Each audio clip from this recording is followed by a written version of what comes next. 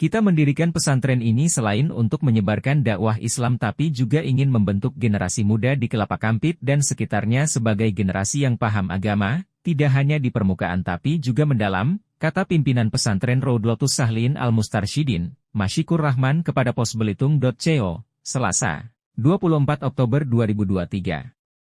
Dia bilang kecakapan beragama harus dipupuk sejak dini sehingga regenerasi orang yang pandai agama tidak hilang dan ada terus-penerusnya. Saya punya beberapa murid madrasah yang bagus soal agama. Tapi setelah lulus kepandaian itu memudar. Kalau ngaji pasti bisa, tapi kalau belajar fikih, kitab-kitab, huruf Arab gundul, dan lainnya tidak bisa. Kita butuh generasi yang pandai agama dan diajarkan sejak dini, kata Masyikur. Pesantren ini sekaligus menjadi pesantren pertama di Belitung Timur yang terdaftar di Kemenak RI untuk menyelenggarakan pendidikan keagamaan berasrama alias mondok.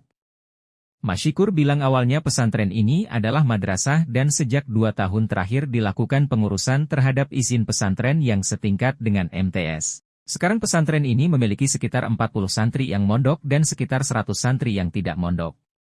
Pengajarnya ada sekitar 30 orang, kata Masyikur.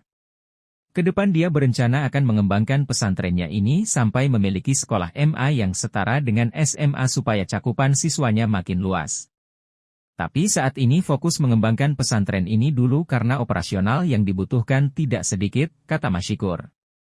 Dia bilang sejauh ini menjalankan operasional pesantrennya dengan dana dari donatur-donatur di Belitung Timur. Karena itu, dia bilang jika masyarakat yang punya rejeki lebih bisa menyisihkannya untuk para santri yang ada di pesantren ini. Kami sangat terbuka jika ada perusahaan atau perorangan yang ingin berdonasi untuk operasional pesantren kami ini, kata Masyikur.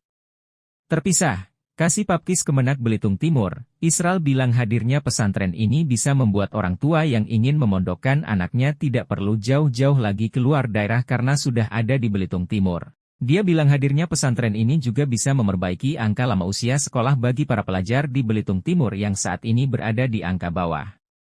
Saya pikir pesantren ini menjadi berkah bagi daerah kita karena satu-satunya pesantren atau sekolah pendidikan keagamaan yang terdaftar di Kemenak RI, yang izinnya nasional, kata Israel.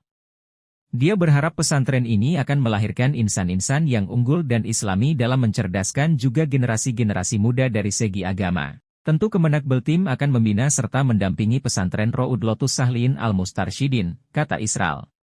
Sementara itu, Bupati Beltim, Burhanuddin berharap hadirnya pesantren ini sebagai pemicu semangat anak-anak di Beltim untuk mondok mendalami agama Islam.